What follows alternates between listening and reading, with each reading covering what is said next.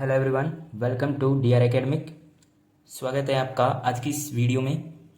हम स्टार्ट कर रहे हैं एक्सरसाइज 7.6। 7.6 है आपकी इंटीग्रेशन बाय पार्ट्स, यानी कि इसमें आपको खंड से समाकलन मिलेंगे। ठीक है, ये जो ये फॉर्मूला है, इस फॉर्मूले के अकॉर्डिंग आपको क्वेश्चन को सॉल्व करना होगा। ठीक है, ये जो एक्सरसाइज है इसमें जो क्वेश्चन होंगे उनको करने में अलग ही मजा आएगा। ठीक है, तो देखिए, लेकिन आपको जो ये फॉर्मूला है इस फॉर्मूले को यूज करना आना चाहिए। इसको यूज करने के लिए सबसे पहले आपको इन 5 चीज़ों के बारे में जानना होगा। आपने सुना होगा, आप स्कूल में जब इस एक्सरसाइज को किए होंगे तब आपने सुना होगा आइलेट के बारे में, कि ये जो आइलेट है वो होता क्या है, आइलेट का मतलब क्या है और जो आइलेट है वो इस फॉर्मूले में काम किस तरीके से करता है। तो देखिए, हम सबसे पहले इसी के बारे में जान लेते हैं। तो देखिए, मैंने यहाँ पे लिखा है आइलेट। आपको मैंने एक एक का अर्थ समझाया है अच्छे से कि आई का मतलब क्या होता है, इनवर्स ट्रिग्नोमेट्रिक फंक्शन, यानी कि प्रतिलोम त्रिकोणमितीय फलन। यानी कि जो आपका ये जो फॉर्मूला होता है इसमें आपके पास जो क्वेश्चन होता है उस क्वेश्चन में आपको इनवर्स ट्रिग्नोमेट्रिक फंक्शन मिल जाते हैं, तो आप उसको सबसे पहले प्रायोरिटी देंगे। ठीक है, यानी कि जो वो फंक्शन होगा, इनवर्स ट्रिग्नोमेट्रिक फंक्शन होगा, उसको आप पहले प्रायोरिटी देंगे। ठीक है, इसके बाद होता है लॉगरिथम, यानी एल का मतलब होता है लॉगरिथमिक फंक्शन। यानी कि जो क्वेश्चन होता है उसमें आपको अगर लॉगरिथमिक फंक्शन दिख जाए तो उसमें आपको सेकंड प्रायोरिटी देनी है। ठीक है, थर्ड है ए का मतलब होता है अलजेब्रिक फंक्शन, यानी कि आपका जो बीजगणितीय फलन होता है, जैसे एक्स हो गया, एक्स स्क्वायर हो गया, एक्स क्यूब हो गया। ठीक है, इस तरीके के फंक्शन, इनको आपको थर्ड प्रायोरिटी देनी है ताकि क्वेश्चन को सॉल्व किया जा सके। नेक्स्ट है आपके टी, यानी कि फोर्थ नंबर पे आपका टी आता है। टी का मतलब है ट्रिग्नोमेट्रिक फंक्शन। ठीक है, यानी कि क्वेश्चन में आपको कोई भी त्रिकोणमितीय फलन दिख जाए, जैसे साइन एक्स हो गया, कोस एक्स हो गया, टेन एक्स हो गया, cot x, sec x, cosec x. ठीक है, तो उनको आपको फोर्थ प्रायोरिटी देनी है। और लास्ट है आपका आइलेट में ई। ठीक है, ई का ध्यान रखना है आपको एक्सपोनेंशियल फंक्शन, यानी कि जैसे होता है ना ई की पावर एक्स, ए की पावर एक्स, तो उन जैसे फंक्शनों को आप फिफ्थ प्रायोरिटी देंगे, यानी कि फिफ्थ नंबर पर रखेंगे। अब देखिए, आप जान लेते हैं हम इस फॉर्मूले के बारे में। जैसे आपको ये इंटीग्रेशन दे दिया, मान लो कोई क्वेश्चन दिया हुआ है और उसमें आपको 2 फलन दे दिए, एक तो यू दे दिया और एक वी दे दिया। ठीक है, आपको उसका इंटीग्रेशन करना है।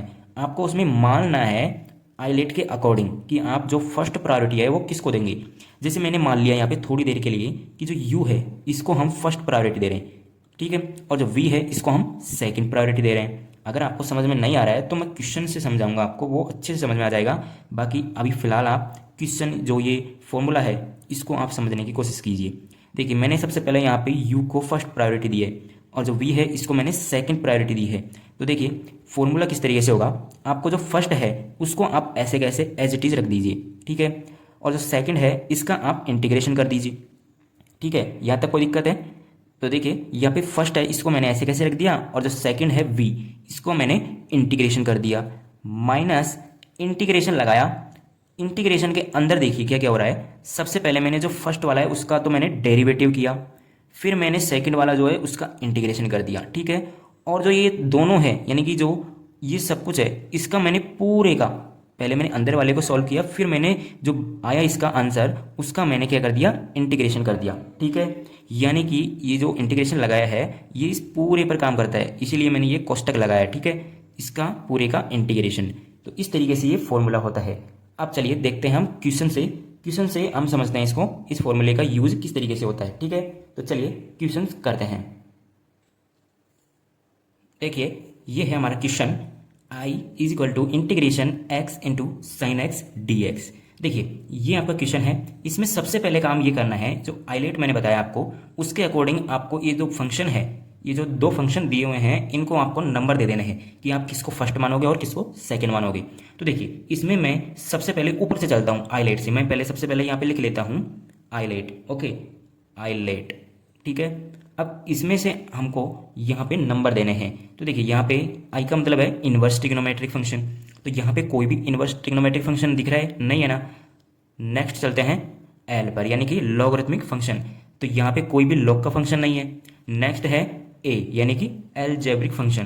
तो मैंने आपको अलजेब्रिक यानी बीजगणितीय फंक्शन मैंने बताया था, एक्स हो, एक्स स्क्वायर हो, एक्स क्यूब, कोई सा भी फंक्शन। ठीक है, तो वो एल्जेब्रिक होता है, यानी कि हमारे पास x है यानी को एक एल्जेब्रिक फंक्शन है, तो हम इसको फर्स्ट मान लेते हैं, ठीक है।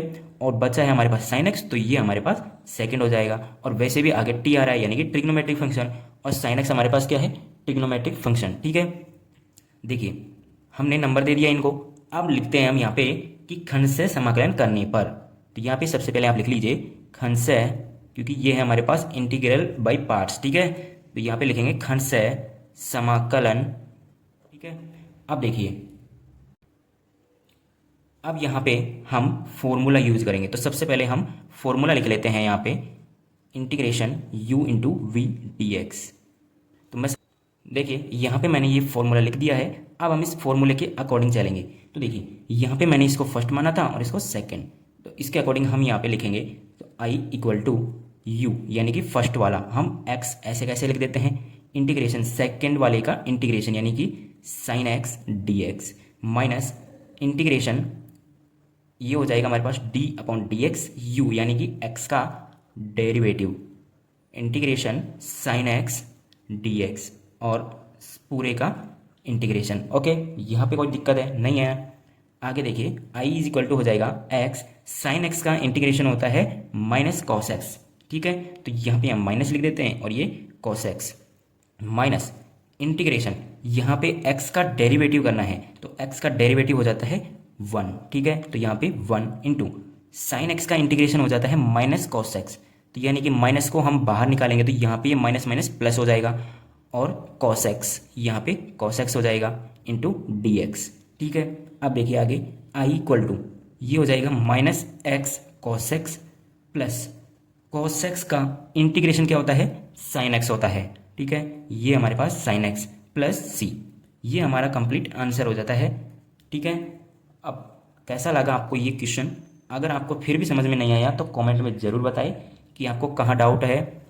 और अगर आपको ये इंटीग्रेशन के फॉर्मूले नहीं आते हैं तो मैंने शॉर्ट वीडियोस बहुत सारी डाल रखी हैं फॉर्मूलेज की, तो वो आप देख लीजिएगा और याद कर लीजिए, ठीक है। तो मिलते हैं फिर नेक्स्ट वीडियो में नेक्स्ट क्वेश्चन के साथ।